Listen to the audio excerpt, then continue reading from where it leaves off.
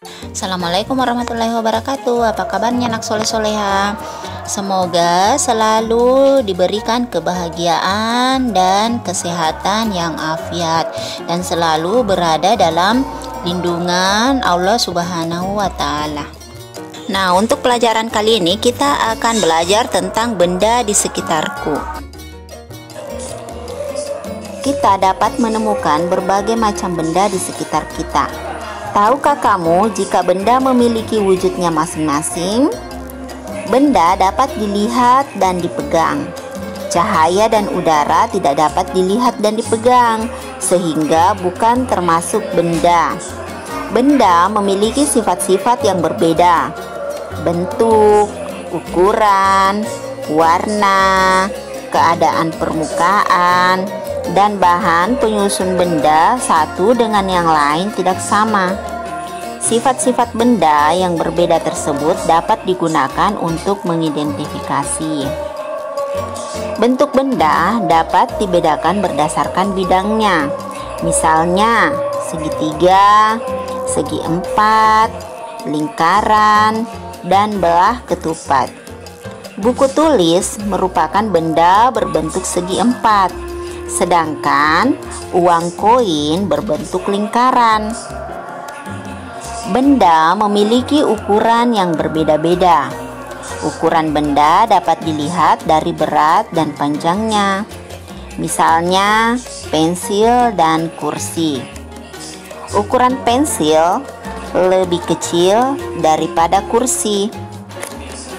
Setiap benda memiliki warna spesifik. Misalnya, bunga melati berwarna putih. Selain itu, jenis permukaan benda juga dapat dijadikan media identifikasi. Permukaan suatu benda ada yang kasar dan halus. Kulit sebagai indera peraba dapat mengidentifikasi permukaan benda melalui sentuhan. Misalnya, permukaan kulit rambutan yang kasar, sedangkan permukaan cangkang telur yang halus.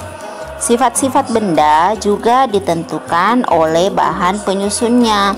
Bahan penyusun benda dapat berasal dari kayu, kertas, maupun plastik. Kayu adalah bahan yang diperoleh dari alam. Kayu banyak dimanfaatkan sebagai bahan baku pembuatan peralatan karena mudah diproses.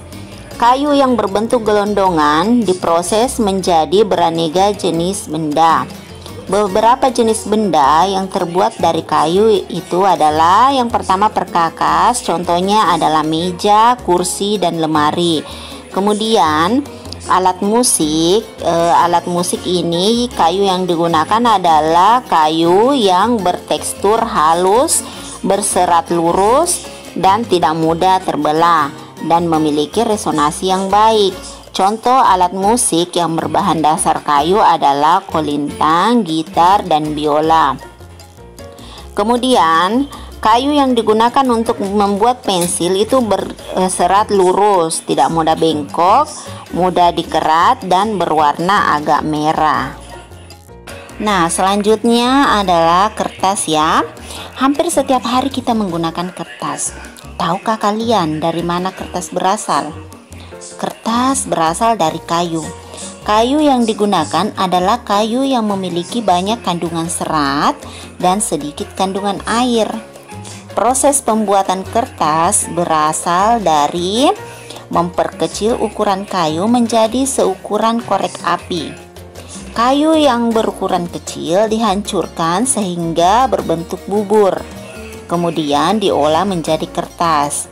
Melalui proses ini, kayu gelondongan telah berubah bentuk menjadi kertas. Sifat-sifat kertas antara lain sangat ringan, praktis dibawa, dan dapat menyerap air. Kertas dapat digunakan untuk membuat berbagai benda, misalnya buku tulis, koran, majalah, tisu, dan kardus. Buku tulis digunakan untuk menulis. Koran dan majalah digunakan sebagai sarana penyampaian berita. Tisu digunakan sebagai pembersih. Kardus digunakan untuk membungkus barang. Banyak kebutuhan kertas membuat produksinya diperbanyak. Akibatnya, jumlah pohon yang ditebang juga meningkat. Perlu diketahui bahwa satu rim kertas A4 memerlukan satu batang pohon berusia 5 tahun. Pada kenyataannya, kebutuhan kertas nasional mencapai 5,6 juta ton per tahunnya. Dapat dibayangkan banyaknya pohon yang ditebang untuk menghasilkan kertas yang dibutuhkan selama 1 tahun. Kita harus bijak dalam menggunakan kertas. Menghemat penggunaan kertas berarti mengurangi jumlah pohon yang ditebang.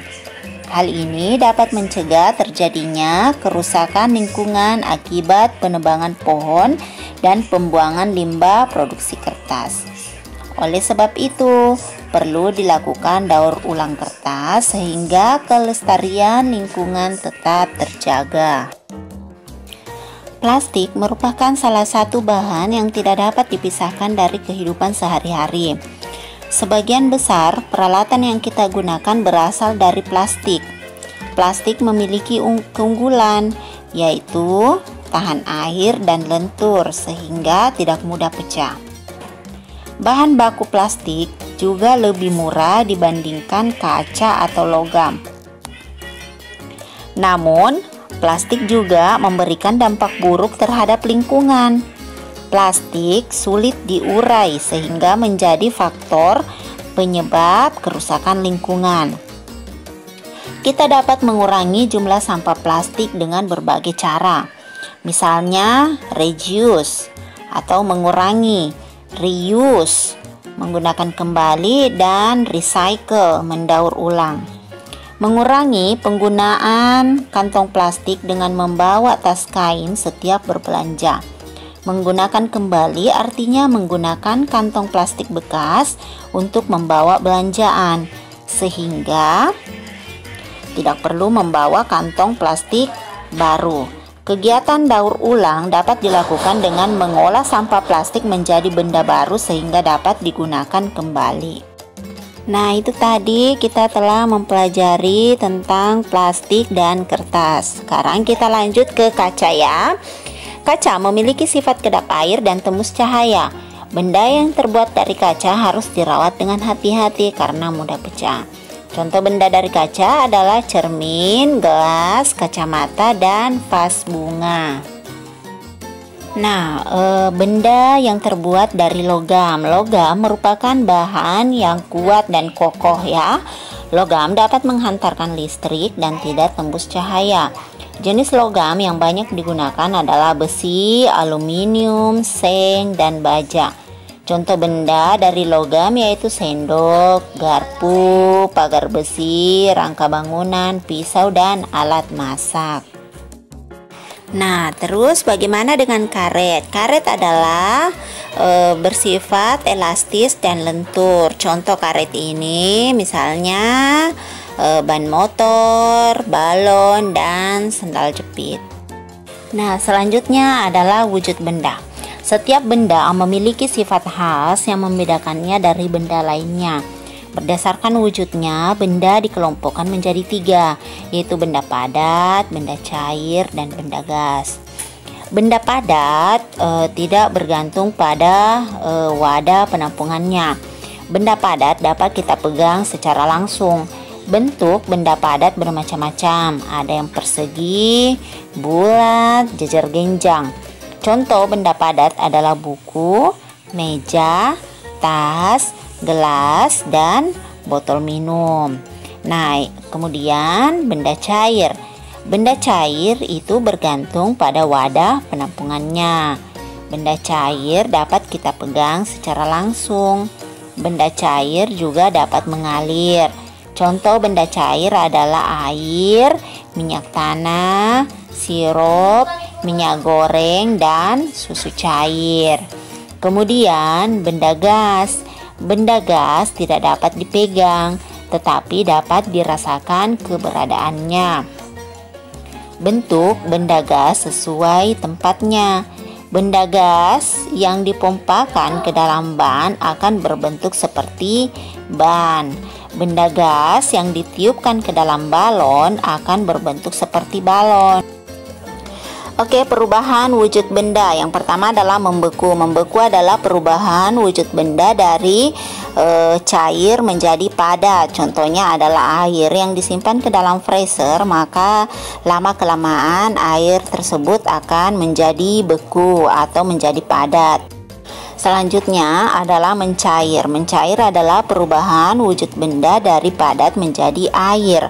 Contohnya es krim yang disimpan dalam suhu ruangan akan mencair. Begitu pula dengan lilin yang dibakar, maka lilin tersebut akan meleleh atau mencair. Nah, selanjutnya adalah menguap.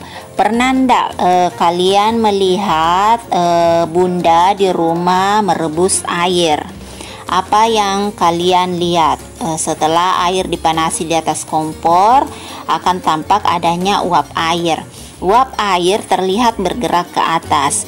Ketika air mulai mendidih, uap air akan tampak semakin jelas. Ya, jadi menguap adalah proses perubahan wujud benda dari cair ke gas. Ya, contohnya apa? Contohnya ketika ibu menjemur pakaian basah di bawah terik matahari, lama-kelamaan pakaian tersebut akan menjadi kering. Nah, selanjutnya adalah mengembun. Mengembun adalah perubahan wujud benda dari gas ke cair. Contohnya adalah titik-titik air pada tutup gelas minuman panas. Dan yang terakhir adalah menyublim. Menyublim adalah perubahan wujud benda dari padat menjadi gas. Contohnya adalah kapur barus yang lama-kelamaan akan habis. Nah, demikian tadi penjelasan saya untuk pelajaran hari ini. Semoga bermanfaat ya. Assalamualaikum warahmatullahi wabarakatuh.